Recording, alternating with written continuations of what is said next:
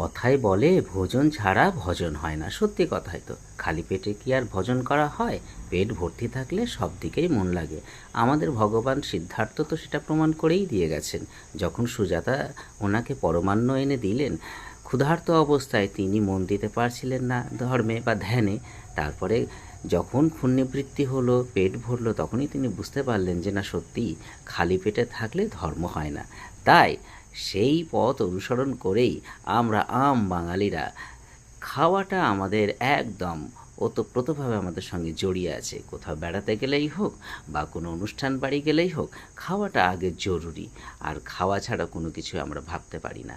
আর শুধু খাওয়া মানে শুধু যা তা খাওয়া না, এই যে দেখতে পাচ্ছেন কী সব, কি চিলি চিকেন নাকি মানে অদ্ভুত অদ্ভুত খাবারের নাম, সে ওরা খাচ্ছে কি সুন্দর।